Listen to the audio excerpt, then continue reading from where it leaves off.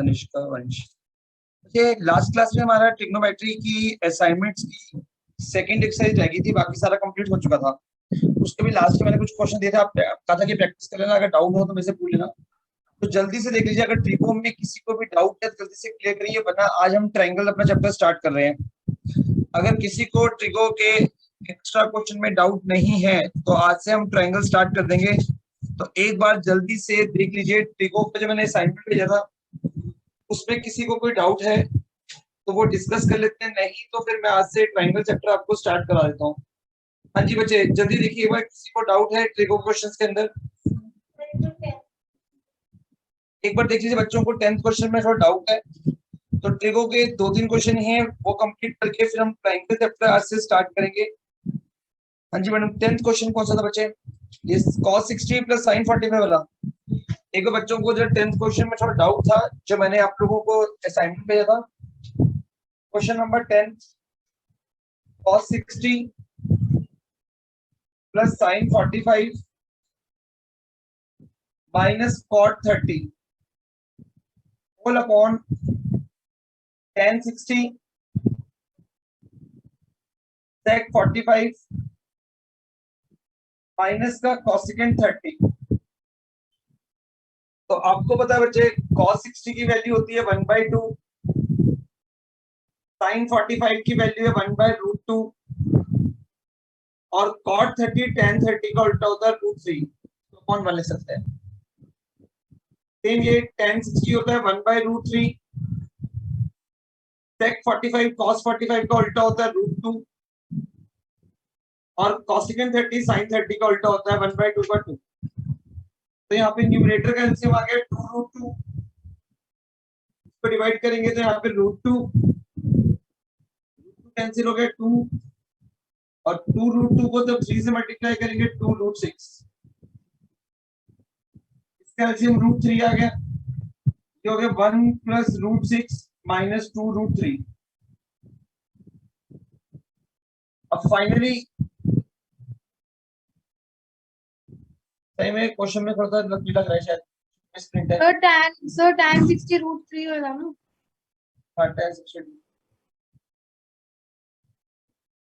हो गया √3। अब भी यहाँ पे छोड़ दीजिए क्योंकि इसमें कुछ अभी गड़बड़ होगी। अब यहाँ तक आने के बाद आप लोग इसको एक काम कर सकते हो, रेसिप्रोकल भी करोगे तब भी कुछ ज्यादा सिंपलीफाई हो नहीं पाएगा, तो आप इसको ऐसी फॉर्म में छोड़ दीजिए,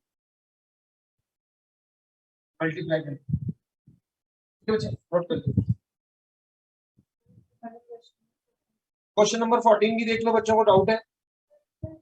क्वेश्चन 7 भी करा। क्वेश्चन नंबर 7 भी देख लीजिए, जल्दी से नोट करना, मैं इसको रब करूं।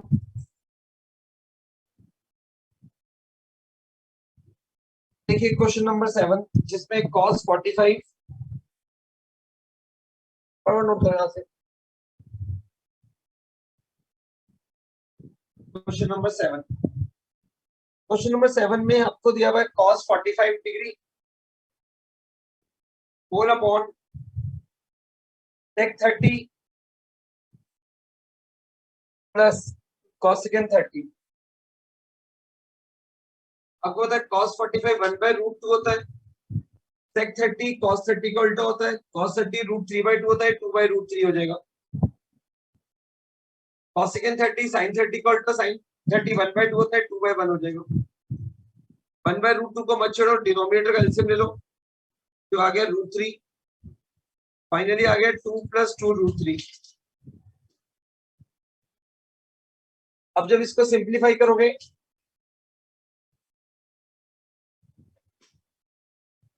बच्चे, तो 1/√2 एज इट इज रहेगा, के ऊपर रेसिप्रोकल हो जाएगा। फाइनली आंसर आ गया √3 अपॉन 2√2 प्लस 2√6। यहाँ भी छोड़ सकते हो, उसको रैशनलाइज भी कर सकते हो, नोट कर लीजिए, क्या आपका आंसर आ गया।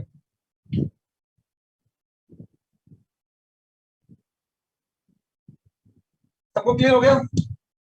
मल्टीप्लाई करते समय रूट से मल्टीप्लाई हो गया, बार टर्म बाहर से, इसका मतलब बाहर तो 1 है, तो 1 इंटू √2 2√2, अब 1 इंटू 2 2 और √2 इंटू √3 √6। आपको सर्ट्स की मल्टीप्लाई आनी चाहिए। और कौन सा क्वेश्चन चाहिए? देखिए 12th का सेकंड पार्ट, क्वेश्चन नंबर 12 का सेकंड पार्ट देख लीजिए। जो भी डाउट है निकाल लीजिए, क्योंकि इसके बाद हम लोग अपना ट्रायंगल चैप्टर स्टार्ट कर रहे हैं। क्वेश्चन नंबर 12 के सेकंड पार्ट के अंदर स्क्रब कर दो, सभी नोट कर लिए? Yes. जल्दी नोट कर।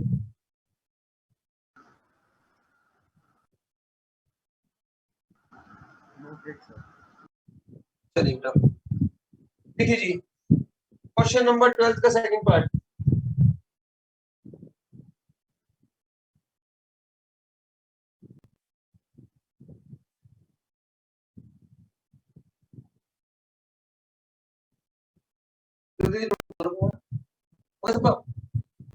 क्वेश्चन नंबर 12 के सेकंड पार्ट के अंदर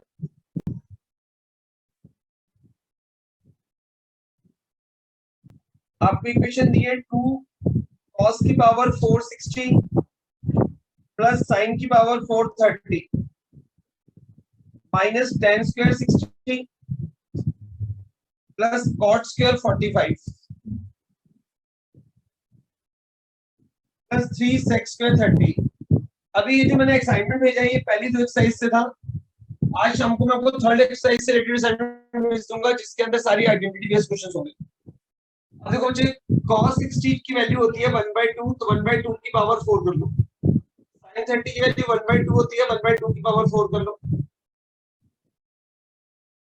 यहाँ तो कोई डाउट तो नहीं किसी को? यहाँ पे आपने tan 60 की वैल्यू √3 होती है, √3 की पावर 2 कर लो। cot 45 की वैल्यू 1 होती है, 1 का स्क्वायर कर लो। sec 30 cos 30 का उल्टा होता है, cos 30 की वैल्यू होती है √3/2/√3। अब इसको सॉल्व करेंगे, ब्रैकेट सॉल्व करोगे 1 की पावर 2 का 4 होती है तो 1/16 हो गया, ये भी 1/16 हो गया। √3 का स्क्वायर 3 प्लस 1 का स्क्वायर 1, 2 का स्क्वायर 4, √3 का स्क्वायर 3। अब ये अंदर एलसीएम आ गया 16, आ गया 1 प्लस 1, कट गया, ये 1 अब 2/16 हो गया, ये -4 प्लस 4 कैंसिल हो गए, 4 को 16 से कैंसिल किया, 1/4 आंसर आ गया।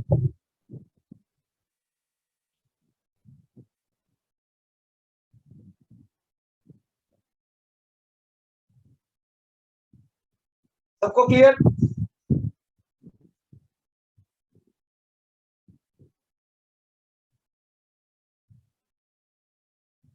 हाँ जी बेटा, जल्दी जल्दी निकालिए, और कौन सा डाउट है फटाफट?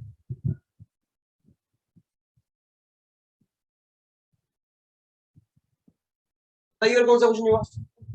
देखिए 14 क्वेश्चंस के बाद जल्दी से निकाल लीजिए क्वेश्चन नंबर 14 असाइनमेंट्स ना।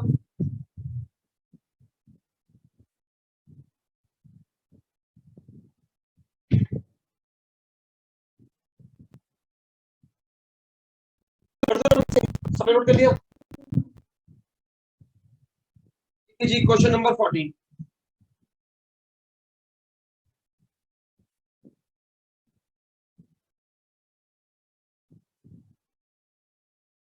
फोर्टीन के दोनों पार्ट को एक पार्ट?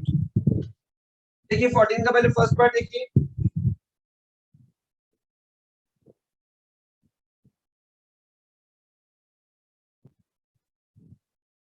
के फर्स्ट पार्ट के अंदर आप लोगों को वेरीफाई करना है कि लेफ्ट हैंड साइड इक्वल है राइट हैंड साइड के। इसमें आपको दिया हुआ cot 30 into cot 60 -1 whole upon cot 30 plus cot 60। आपको इसको राइट हैंड साइड के प्रूफ करना है cot 90 के इक्वल है। सबसे पहले लेफ्ट हैंड साइड सॉल्व करते हैं।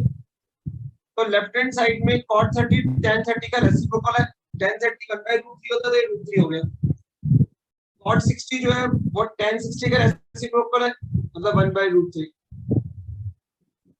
तो cot 30 की वैल्यू होती है 1/√3 और cos 60 की वैल्यू 1/√3। बट आपको सॉल्व करने की जरूरत नहीं है, कट गया 1 में से 1 गया 0, 0 अपॉन समथिंग 0 ही होता है। तो लो आप लोगों का लेफ्ट हैंड साइड 0 आ गई। अब आपको पता है tan 90 नॉट डिफाइंड होता है, मतलब 1/0। तो cot 90 उसका रेसिप्रोकल लगाओ, मतलब 0/1, तो वो 0 ही होता है। cot 90 tan 90 का रेसिप्रोकल हुआ, tan 90 होता है नॉट डिफाइंड, नॉट डिफाइंड मतलब 1/0। तो 1/0 का जो रेसिप्रोकल करो क्या आ जाएगा, 0/1 इट्स इक्वल 0। तो प्रूफ हो गया लेफ्ट हैंड साइड इक्वल है राइट हैंड साइड के। नोट करिए।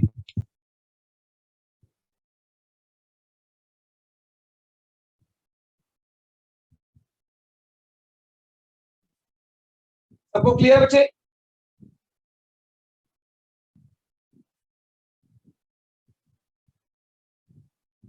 नेक्स्ट क्वेश्चन करें।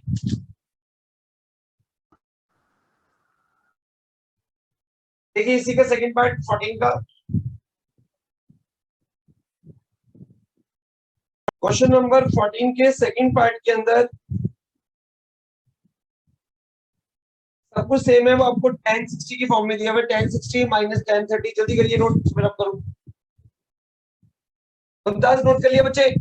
हर्षिता, मुमताज करिए। देखिए 14 का ही सेकंड पार्ट, इसको रब करूं, समय नोट कर लिया? देखिए जी 14 का सेकंड पार्ट, क्वेश्चन नंबर 14 के सेकंड पार्ट में tan 60 minus tan 30 whole upon 1 plus tan 60। देखिए जी ये tan 30 के प्रूफ करना है।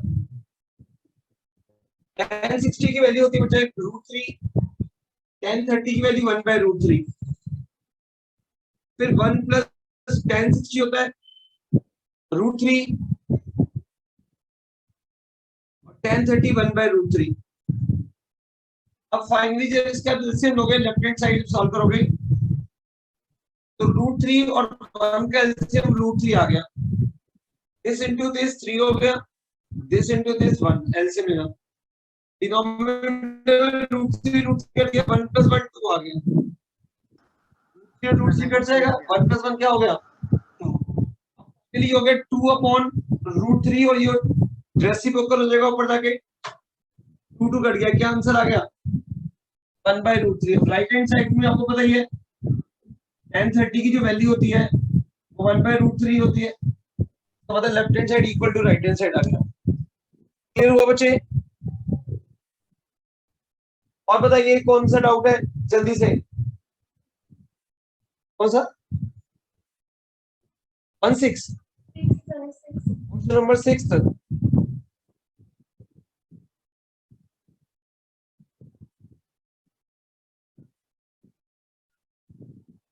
में क्या नहीं हो वही तो पूछ रहा था, वो क्या नहीं इसके अंदर, जो सिंपल इक्वेशन सॉल्व तो करनी है। तो 6-7 क्लास का बच्चा भी कर लेगा, खाली वैल्यू पुट करनी है, उसका स्क्वायर सॉल्व करना है। तो नई चीज क्या है, कोई नया कंसेप्ट हो तो बताओ।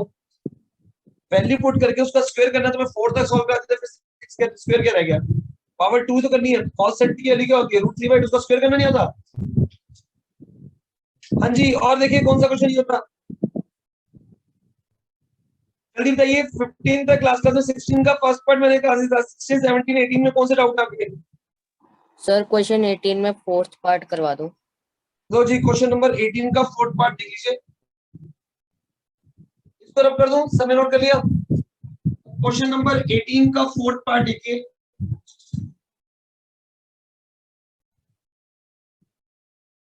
देखो बेटा क्वेश्चन नंबर 18 का फोर्थ पार्ट, इसके अंदर आपको a की वैल्यू 30 गिवन है ऊपर, तो a आपको 30 डिग्री लेना है और आपको प्रूव करना है, वेरीफाई करना है कि साइन a जो है वो इक्वल है √1 - cos 2a अपॉन 2 के। ऐसे में पहले लेफ्ट हैंड साइड सॉल्व करते हैं। लेफ्ट हैंड साइड में जहां जहां आपका a आ रहा है वहां 30 पुट कर लीजिए, ये sin 30 हो गया और sin 30 की वैल्यू 1/2 होती है। राइट हैंड साइड में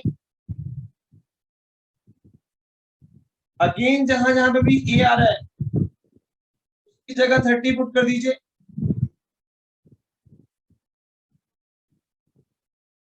ये हो गया 1 माइनस cos 60 अपॉन 2। अब इसको जब सॉल्व करोगे बच्चे तो cos 60 की वैल्यू 1/2 होती है। पहले न्यूमरेटर को सॉल्व कर लो, 2 माइनस 1 होल अपॉन 2, ऊपर जाके रेसिप्रोकल कर देंगे बाद में, ये 1/2 हो गया और ये 2/1 है, ऊपर जाके भी 1/2 हो जाएगा, मतलब 1/4। 1/4 का रूट 1/2 होता है, दोनों सेम आ गए, नोट करिए। और बताइए कौन सा नहीं हुआ?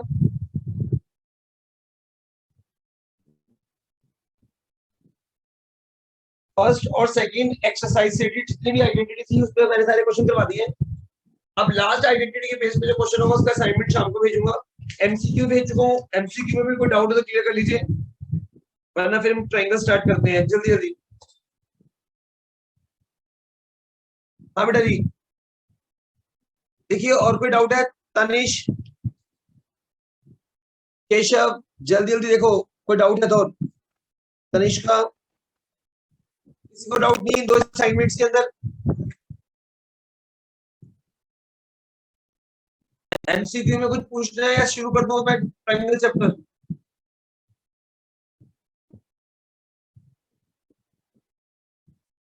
हाँ जी बच्चे, किसी और ने कंसेप्ट क्लियर करने हैं या ट्रायंगल चैप्टर शुरू कर दूं?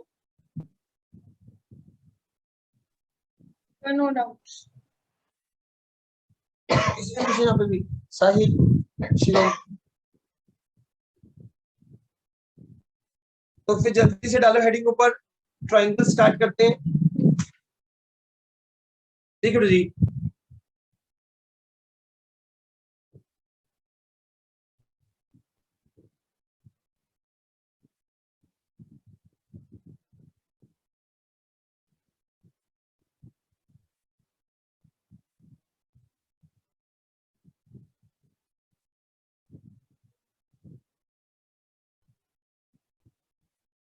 हाँ जी, स्टार्ट कर दूं फिर?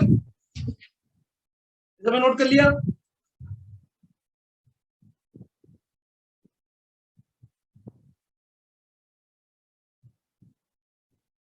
हाँ जी बच्चे, नया टॉपिक शुरू कर दें? यस। ठीक है जी, तो आज आपका टॉपिक शुरू हो रहा है, फिर डालो ट्रायंगल्स। ठीक है जी, तो हम ट्रायंगल स्टार्ट कर रहे हैं आज।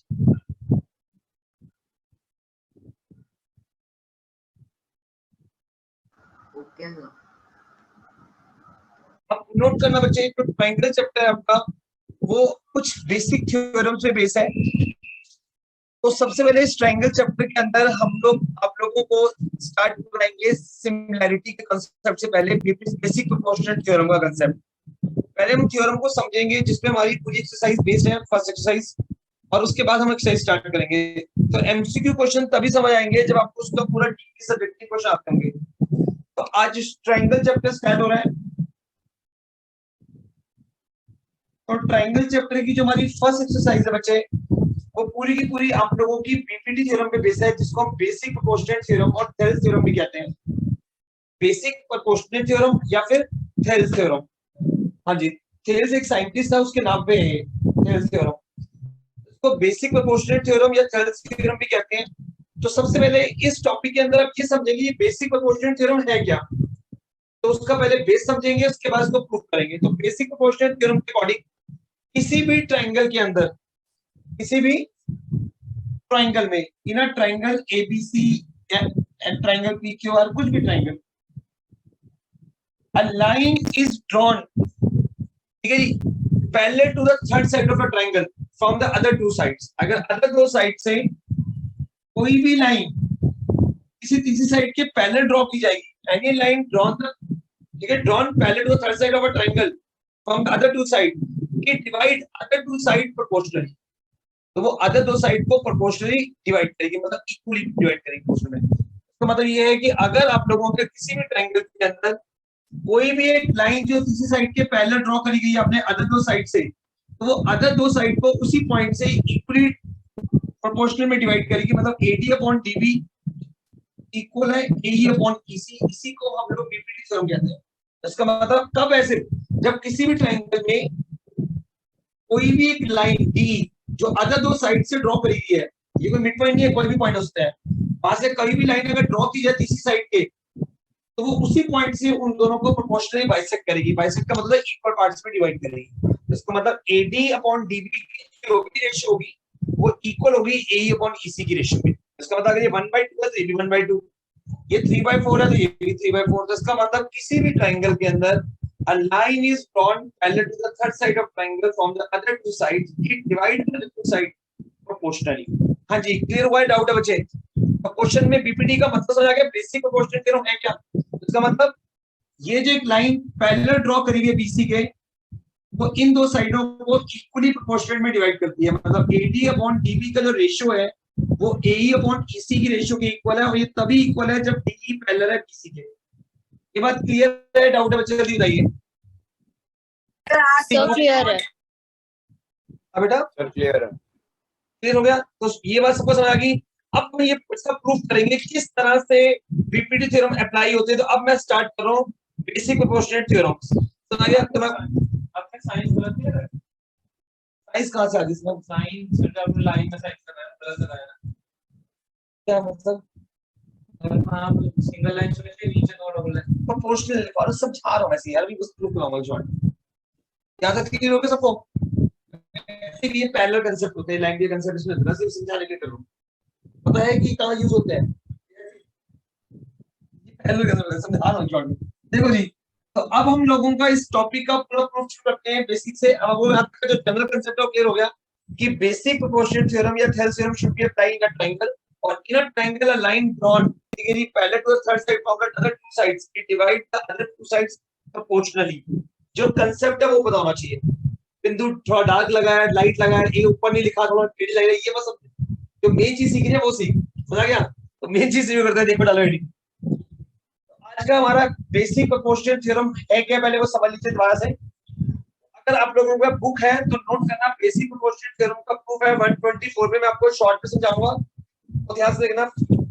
थ्योरम 6.1 स्टेटमेंट लिखी हुई है, ध्यान से पढ़ लीजिए। If a line is drawn parallel to one side of a triangle, ध्यान से देखिए, सबके अगर बुक है तो पेज नंबर 124 स्टेटमेंट देख लीजिए BPT की। हाँ जी, स्टार्ट करें। Recording in progress. तो देखिए बच्चे, आज का फर्स्ट टॉपिक ट्रायंगल चैप्टर का थ्योरम 6.1, जिसके according if a line is drawn parallel to one side of a triangle to intersect the other two side in a distinct point, the other two side are divide in the same ratio. समझ आ गया? तो उसको same ratio में divide करते हैं, इसी को हम BPT थ्योरम कहते हैं। सुनिए बच्चे क्या मतलब है। तो इस क्वेश्चन में कुछ भी गिवन नहीं होगा, खाली स्टेटमेंट गिवन होगी आपको। अ लाइन, तो हमारा ट्रायंगल, इसके अंदर कोई लाइन ड्रॉ करी है parallel to third side of triangle. आपको प्रूव करना है it intersect and divide other two side proportionally. तो इस क्वेश्चन में हमें गिवन क्या है, जो मेन चीज वो है DE पैरेलल टू BC। इस क्वेश्चन में आपको प्रूफ क्या करना है, AD अपॉन DB की जो रेशियो है वो इक्वल है AE अपॉन EC की रेशियो के। इसके लिए आपने एक कंस्ट्रक्शन करनी है। एक ऑल्टीट्यूड यहां ड्रॉ कर दीजिए, इसका नाम रख दो DM। एक ऑल्टीट्यूड यहां ड्रॉ कर दीजिए, जिसका नाम रख दो DN। कोई डाउट? तो हमने कंस्ट्रक्शन करी है, draw DM perpendicular to AC। ये लिखो, AC को बात देखिए, बेस सही चल रहा है। And EN perpendicular to AB। उसके अलावा इन दोनों को ज्वाइन कर दो, B और DC को ज्वाइन E एंड DC। एक बार सारे बच्चे पहले गिवन टू प्रूफ और कंस्ट्रक्शन देख लो, क्योंकि अगर सब्जेक्टिव बेस्ड क्वेश्चन आता है, अगर फाइनल टर्म में पूरा कोर्स अगर रिपीट हुआ आपका, अगर सिचुएशन ठीक होगी, तो फिर आपका सब्जेक्टिव में थ्योरम जरूर आती है, कंपल्सरी थ्योरम वाली। तो उसके लिए पहले गिवन टू प्रूफ और कंस्ट्रक्शन समझो, क्योंकि यहीं के पहले एक मार्क्स होते हैं। गिवन में लिखेंगे DE parallel to BC, to proof में लिखेंगे AD और DB की रेशियो इक्वल है AE अपॉन EC की रेशियो में प्रूफ करना है। कंस्ट्रक्शन करने के लिए DM परपेंडिकुलर ड्रॉ कर दिया और EN परपेंडिकुलर ड्रॉ कर दिया, और BE और DC को ज्वाइन कर दिया। हाँ जी, पहले गिवन टू प्रूफ और कंस्ट्रक्शन में कोई डाउट है किसी को? क्योंकि यहां तक आने में आपको रटना कुछ नहीं, अब सीधा सीधा स्टेप चलेगा, स्ट्रेट फॉरवर्ड। अब कैसे चलेगा वो समझो।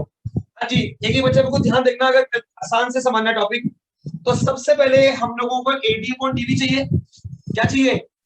AD upon DB। वंश ग्रोवर क्या चाहिए टू प्रूफ में? वंश ग्रोवर क्या चाहिए? AD upon DB। AD upon DB चाहिए पहले हमें। पहले हम AD देखो, जो भी साइड चाहिए हमें उसको बेस बना के देखो ट्रायंगल कौन सा बन रहा है। इस AD को बेस समझो और देखो कौन सा ट्रायंगल बन रहा है। जैसे AD को अगर बेस ले लें तो ट्रायंगल कौन सा बन रहा है? ADE। तो सीधा स्टार्टिंग करेंगे ट्रायंगल ADE के साथ। इस ट्रायंगल का एरिया क्या होता है? किसी भी ट्रायंगल का एरिया क्या होता है? सही, ट्रायंगल का एरिया क्या होता है? Half base into height. क्या होता है जी? हाफ बेस क्या हो गया इसके अंदर? AD और ऑल्टीट्यूड क्या हो गया?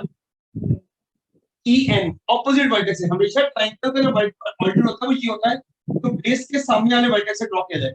जब वो अंदर ड्रॉ करे, जब बाहर भी ड्रॉ करे उसी बेस पे, तो भी वो उसी ट्रायंगल का ऑल्टीट्यूड बना जाएगा, चाहे अंदर ड्रॉ हो या बाहर में हो, सेम बेस पे और ऑपोजिट वर्टेक्स से हो।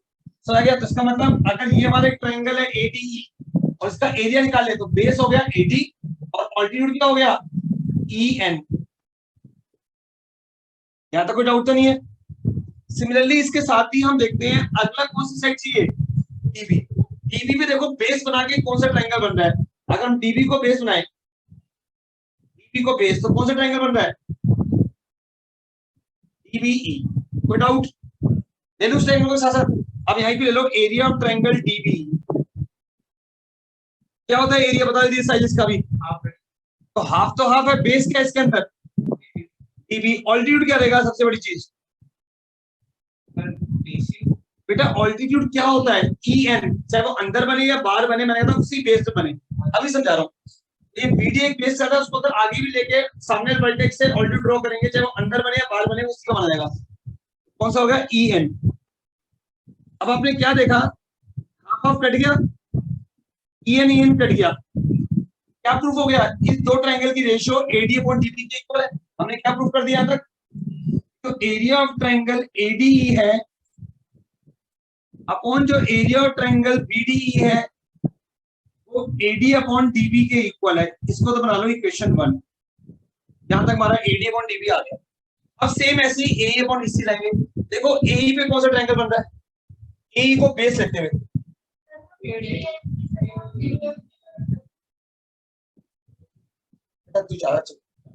देखो एक ट्रायंगल में जब बेस ये ले रही है तो उसका ऑल्टीट्यूड यहां ले लेगी। तो 6 तक ढंग से पढ़ी होती कोई क्लास है, लेकिन समझा रहा हूँ फिर वही बातें कर रहा हूँ कि जो बेस होगा उसके सामने वाला वर्टेक्स से ऑल्टीट्यूड होगा। 3 बार बोला, फिर रिपीट करा दिया। बेस कौन सा लिया? AD। सामने वाला वर्टेक्स कौन सा है? E। तो कौन सा ऑल्टीट्यूड बन जाएगा उसका? ये कहां से आ जाएगा? DM। बेस ये लेगी, यही बेस लेगी, यही ऑल्टीट्यूड लेगी। ये कौन सा मैथ पढ़ रही है? आगे बोलोगे, देखो सामने फिगर बना रहा हूँ, चीज नोटिस करवा रहा हूँ। फिर वहां अब ट्रायंगल कौन सा चल रहा है? अगला AE। A पे कौन सा ट्रायंगल बन रहा है? AED। अब सिमिलरली ऐसी लेंगे ट्रायंगल AED। अब ट्रायंगल लोगे तो उसका एरिया क्या होता है? फिर पढ़ो, बोलो मैं क्या होता है ट्रायंगल का एरिया? ट्रायंगल का एरिया क्या होता है? half base into height. सामने लिख तो रही है क्या? किस हाफ बेस क्या होगा इसके अंदर? बेस क्या है? AE। ऑल्टीट्यूड क्या हो जाएगा इस बार? AE के सामने वाले वर्टेक्स से DM। फिर अगला कौन ट्रायंगल है? EC। EC में कौन ट्रायंगल बन रहा है? ECD। फिर वही area of triangle ECD। Half base क्या हो गया फिर इस बार? EC। और ऑल्टीट्यूड क्या हो गया? अब चाहे अंदर बने या बाहर, वो उसी का बन जाएगा DM। वरना ऑपोजिट वर्टेक्स चाहिए। हाफ कट गया, DM कट गया। क्या आ गया ये? एक बार फिर शुरू करते हैं। जितना आपने समझाया शॉर्ट टाइम में क्लास समझ लेते हैं कि आसान हो जाएगा समझने में। तो हम लोगों को इस क्वेश्चन में सबसे पहले प्रूफ करना था, गिवन क्या था, प्रूफ क्या था, कंस्ट्रक्शन क्या थी। गिवन था कि D एक लाइन है जो BC के पैरेलल ट्रायंगल है। प्रूफ करना था कि जो AD अपॉन DB की रेशियो है वो AE अपॉन EC की रेशियो के इक्वल है, जिसके लिए हमने कंस्ट्रक्शन करी। एक ऑल्टीट्यूड ड्रॉ कर दिया DM और एक ड्रॉ कर दिया EN। एक DM और एक EN और ज्वाइन कर दिया BE और DC को। फिर सबसे पहले इन चारों को बेस लेते हुए चार ट्रायंगल ड्रॉ करने हैं। पहले ट्रायंगल ले लिया AD को बेस लेते हुए ADE, इसका एरिया निकाल लिया हाफ AD इंटू EN।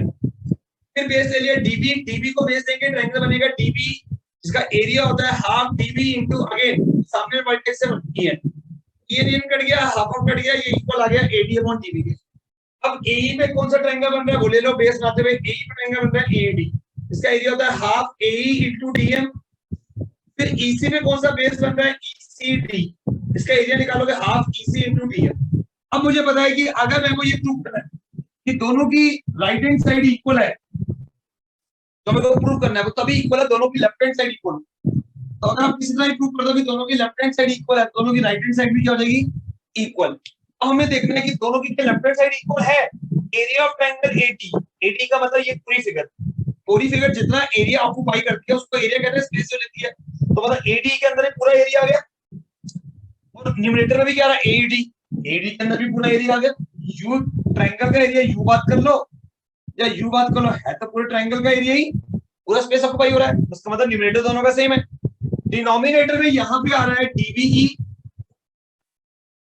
ये, और यहाँ आ रहा है ECD ये वाला एरिया। अब ये दो ट्रायंगल अगर आप प्रूव कर दो कि इक्वल है, तो आपका लेफ्ट हैंड साइड पूरी इक्वल हो जाएगी, तो राइट हैंड साइड भी क्या होगी इक्वल। तो ये आपकी गलती नहीं है। 9th क्लास में आपके कोर्स से एक चैप्टर रिड्यूस हो गया था, parallelogram, area of parallelogram, chapter number 11 था वो, जो हमारे कोर्स में अपना कोविड की वजह से रिड्यूस कर देना है। उसमें थ्योरम होती है, उसके अकॉर्डिंग अगर दो पैरेललोग्राम या दो ट्रायंगल सेम बेस से ड्रॉ हो और सेम पैरेलल लाइन में, तो उनके एरिया इक्वल होते हैं। तो हमारी थ्योरम होती है, डायरेक्ट नोट करना कि चाहे वो दो ट्रायंगल हो, एक ट्रायंगल ये और एक ट्रायंगल ये, अगर दोनों सेम बेस और सेम पैरेलल लाइन के बीच में ड्रॉ हो रहे हैं, तो इन दोनों के एरिया इक्वल होंगे। ये दो पैरेललोग्राम हो इस टाइप का, एक पैरेललोग्राम ये हो गया और एक पैरेललोग्राम कुछ इस टाइप का हो गया।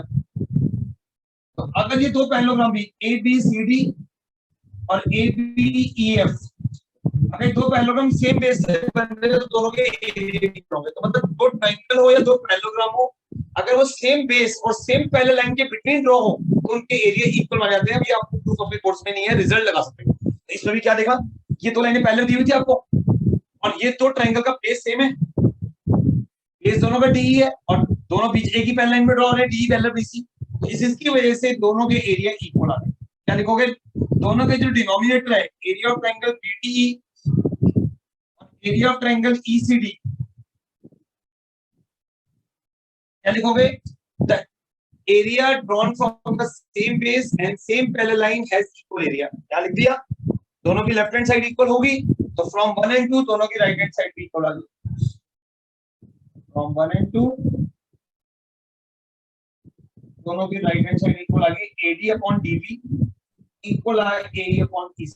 तो ये पूरा टॉपिक आपकी एक्सरसाइज जो है 6.2 वो पूरी की पूरी PPT थ्योरम और उसके कन्वर्स पे बेस है। ये थी PPT थ्योरम, जिसके अकॉर्डिंग हम लोगों को ये प्रूव करना था कि दो साइडें प्रोपोर्शनली इक्वल होती है जब वो पैरेलल ड्रॉ की जाए। किसी भी ट्रायंगल में अगर ये लाइन इसके पैरेलल है, तो जिस पॉइंट से ये पैरेलल है उसी पॉइंट से इसको इक्वली डिवाइड करेंगे। और आपको पता है पैरेलल लाइन का कितना कांसेप्ट था, अगर ये पैरेलल लाइन आई दी होती क्वेश्चन में आपको, इसका मतलब दो ट्रायंगल आपस में इक्वल नहीं हो पाते, ये दो ट्रायंगल इक्वल नहीं हो पाते, तो लेफ्ट हैंड साइड नहीं इक्वल होती, राइट भी नहीं हो पाती।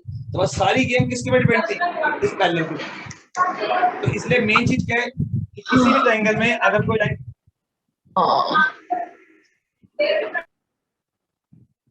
किसी भी ट्रायंगल के अंदर अगर कोई भी लाइन पैरेलल ड्रॉ की जाएगी, तभी वो अदर साइड्स को प्रोपोर्शनली डिवाइड करेगी, जो भी मैंने प्रूफ करा PPT। लोगों को पूरा प्रूफ नहीं करना, हमें जहां भी रिजल्ट लगाना होगा हम डायरेक्ट लगा देंगे। Triangle ABC DE parallel to BC, so therefore this upon this equal this upon this के। जल्दी से नोट करिए सारे बच्चे। सबको क्लियर हुआ? कोई डाउट है किसी को? दोबारा समझाऊं? कोई स्टूडेंट जिसको नहीं समझ आया दोबारा पूछ लीजिए।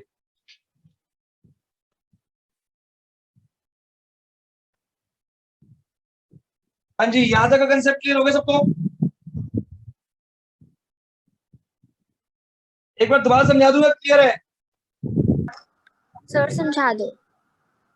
तो स्टार्टिंग से पहले समझो कि चीज की क्या गिवन है और क्या प्रूफ करना है। जब तक आपको एक चीज क्लियर नहीं होगी तब तक आप समझोगे जिसको। सबसे पहले इस क्वेश्चन में गिवन था कि हमारे पास एक ट्रायंगल है ABC, इसमें एक लाइन है DE जो BC के पैरेलल है। Given clear? टू प्रूफ में उसी पॉइंट से AD अपॉन DB की जो रेशियो है वो AE अपॉन EC के रेशियो के इक्वल है, ये प्रूफ करना है। इसी को मेन PPT थ्योरम कहते हैं। अब ये चीज प्रूफ करने के लिए हमने कंस्ट्रक्शन करी है, एक ऑल्टीट्यूड यहां ड्रॉ कर दिया EN और एक ऑल्टीट्यूड यहां ड्रॉ कर दिया DM और BE और DC को ज्वाइन करके। गिवन टू प्रूफ और कंस्ट्रक्शन क्लियर है सबको? यहां तक कोई डाउट तो नहीं है? अब प्रूफ के अंदर मैंने कहा था टू प्रूफ को देख के चलना है। प्रूफ के अंदर टू प्रूफ को देख के चलो। पहले AD हमें अपॉन DB लानी है, तो AD अपॉन DB लाने के लिए AD को बेस मानते हुए जो ट्रायंगल बन रहा है उसका एरिया निकाल दो। तो AD को बेस मानते हुए ट्रायंगल बन रहा है AD और उसका एरिया निकाल लिया, हाफ AD इंटू EN। यहां तक कोई डाउट? यहां तक कोई डाउट है किसी को? अब बोलोगे ना हाँ ना, मैं तब आगे बढ़ूंगा बच्चे। यहां तक क्लियर हो गया? No, sir. तो AD अपॉन DB लाने के लिए AD को बेस मानते हुए जो भी ट्रायंगल बनेगा उसका एरिया निकाल दो। ऐसे DB को बेस मानते हुए जो भी ट्रायंगल बन रहा है उसका एरिया निकाल लो। DB को बेस मानते हुए DBE एक ट्रायंगल बन रहा है, इसका एरिया होता है half DB into altitude, base into height. Height चाहे वो अंदर बने या बाहर बने, अगर उसी बेस पे बन रही है तो उसी ट्रायंगल की मान जाएगी। समझ आ गया? इसका मतलब इसका भी ऑल्टीट्यूड क्या बन जाएगा? EM, जो अपोजिट वर्टेक्स है उसी बेस पे बनता है। यहां तक क्लियर? अब फिर यहाँ तक हमारा आ चुका है फर्स्ट चीज, यहाँ तक प्रूफ हो चुका है AD अपॉन DB वाला कंसेप्ट। अब AE अपॉन EC कंसेप्ट लाने के लिए AE को बेस मानते हुए जो ट्रायंगल बन रहा है ले लो। तो AE को बेस मानते हुए ट्रायंगल बन रहा है AD, वो मैं ले लिया, इसमें आ गया हाफ AE इंटू DM। फिर हम लोगों को EC को बेस मानते हुए ट्रायंगल का एरिया निकालना है, तो EC को बेस मानते हुए ट्रायंगल बन रहा है ECD, उसका एरिया हो गया half EC into DM। DM cut गया, हाफ ऑफ कट गया, AE अपॉन EC आ गया। तो दो अलग अलग इक्वेशन बन गई। एक इक्वेशन में AD अपॉन DB इन दो एरिया के रेशियो के इक्वल है, एक में AE अपॉन EC इन दोनों के एरिया के रेशियो के इक्वल है। अब मुझे पता है कि दोनों की राइट हैंड साइड तभी इक्वल होगी जब दोनों की लेफ्ट हैंड साइड इक्वल होगी, और लेफ्ट हैंड साइड इक्वल करने के दोनों के न्यूमरेटर सेम है, ADE और AED सेम होता है, दोनों एरिया एक सेम ऑक्यूपाई कर रहे हैं। और BDE और DCE को हमने इक्वल कर दिया क्योंकि हमें पता है कि दो ट्रायंगल अगर सेम बेस और सेम पैरेलल लाइन में ड्रॉ होते हैं तो उनके एरिया इक्वल होते हैं। समझ गया? क्या लिखेंगे? Area of triangle BDE equal है area of triangle ECD because they drawn from the same base and same parallel lines. ये रीजन जरूर लिखना, इस रीजन के बिना पूरा क्वेश्चन गलत है क्योंकि मेन यही चीज थी जिसने इन दोनों को आपस में इक्वल कराया। ये लास्ट में लाइन जरूर लिखना कि ये ट्रायंगल के एरिया क्यों इक्वल है, because they are drawn from the same base and same parallel line. तो दो ट्रायंगल अगर सेम बेस और सेम पैरेलल लाइन में ड्रॉ होते हैं तो उन दोनों के एरिया इक्वल होते हैं, जिसकी वजह से दोनों की लेफ्ट हैंड साइड इक्वल होगी, तो राइट हैंड साइड भी इक्वल प्रूफ कर दिया हम लोगों ने। जल्दी जल्दी AD और AD सेम, ADE और AD वो तो एरिया है ना, ट्रायंगल का एरिया तो सेम ऑक्यूपाई करेगा। इस ट्रायंगल के एरिया को लिख सकता है, अगर ये चीज AD है तो क्या सकता है ADE लिख जाए, AED से ट्रायंगल तो पूरा ही कवर होगा। एरिया का मतलब क्या होता है? एरिया में स्पेस ऑक्यूपाई, कितना स्पेस फिगर ले रही है, इसको एरिया कहते हैं। ADE कह लो या AED कह लो, बात तो एक ही है। हाँ बट ये तो अलग है, DBE और DEC ये तो अलग अलग ट्रायंगल बन रहे हैं, की वजह से इनको इक्वल करना जरूरी है। जब इनको इक्वल नहीं करोगे तो कोई लेफ्ट हैंड साइड इक्वल नहीं होगी, लेफ्ट हैंड साइड इक्वल नहीं होगी तो आप लोग राइट हैंड साइड इक्वल नहीं आ सकती। क्लियर हुआ? तो BPT थ्योरम अभी भी डाउट है किसी को? क्लियर होगी? टू प्रूफ को देखते हुए जो जो साइडें आपको दी हुई है उनको बेस बनाते हुए एरिया निकाल लो। तो क्या कुछ नया चीज तो मैंने करी नहीं, पहले इसको बेस बनाया ट्रायंगल लिया, फिर इसको बेस बनाया ट्रायंगल लिया, दोनों को डिवाइड किया, फिर इसको बेस बनाया ट्रायंगल लिया, इसको बेस लिया ट्रायंगल लिया, दोनों को डिवाइड किया। लेफ्ट हैंड साइड इक्वल तभी होगी जब राइट और राइट हैंड साइड